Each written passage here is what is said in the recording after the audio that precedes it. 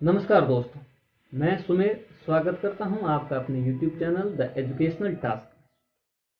कामयाबी कामयाबी की दास्तां आसान शब्दों से नहीं लिखी जाती, तो लिखने के लिए बहुत कठोर मेहनत करनी पड़ती। एक ऐसी ही कामयाबी की दास्तां लेके आया हूं आपके सामने।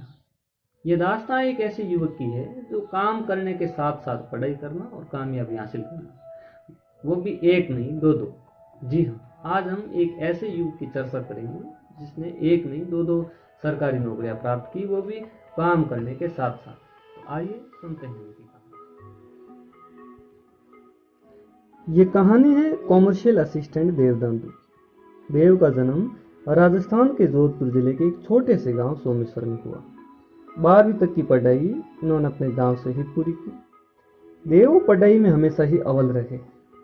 देव अपने बारे में बताते हैं कि मैं 2013 में पढ़ने के लिए शहर आ गया। उसी शाम जब मैं जोधपुर आया, उसी शाम मैं जॉब के लिए एटीएम के गार्ड बन गया, क्योंकि मेरे बड़े भाई साहब पहले से वहाँ पे जॉब कर रहे थे। एक एटीएम गार्ड के रूप में तथा शहर में मेरी ये पहली रात थी। मैं वह रात बड़ी मुश्किल से गुजार पाया, क्योंकि ये गांव का बंदा पहले ही दिन जोधपुर आया और उसी दिन जॉब पे भी लग गया।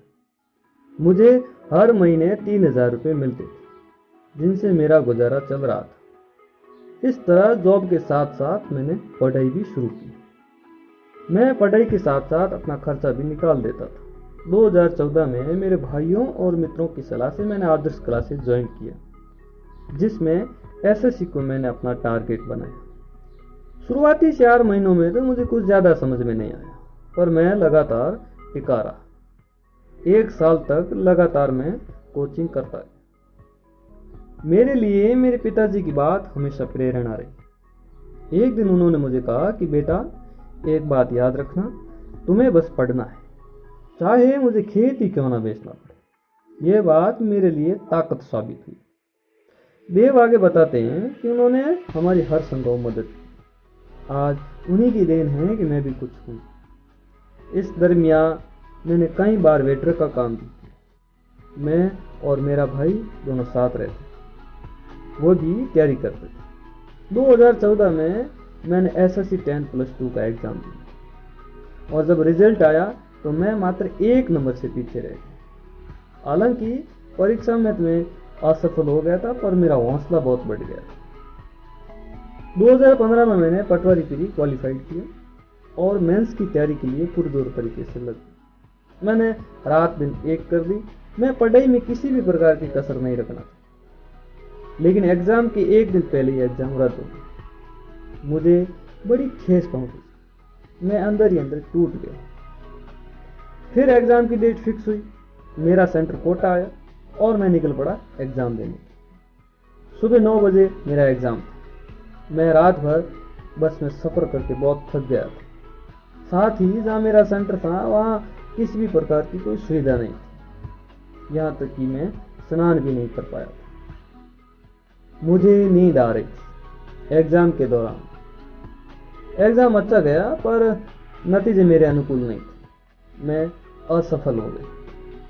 मैं अंदर से टूट सा गया, क्योंकि मैंने बहुत मेहनत की थी इस एग्ज़ाम के लिए। मैंने फिर से जॉब शुरू किया, 1 साल तक बिग बाजार। 2017 मेरे लिए वापस टर्निंग पॉइंट साबित होता, क्योंकि 2017 में राजस्थान हाई कोर्ट एलडीसी की भर्ती मैंने फॉर्म भरा और मैंने परीक्षा पास भी कर ली, अच्छे नंबर। मगर इस परीक्षा में मेरे अच्छे नंबर नहीं आए, क्योंकि मैं जॉब में बिजी था। मैं एलडीसी की टाइपिंग देने के लिए जयपुर गया। जब रिजल्ट आया तो इस बार भी मुझे निराशा याद पड़ी, मगर इस बार मेरा हौसला बढ़ाने के लिए मेरे मित्र साथ थे, जैसे एसआई देवेंद्र, भाई अर्जुन, भंवर साहब यूडीसी, पंकज और सुनील।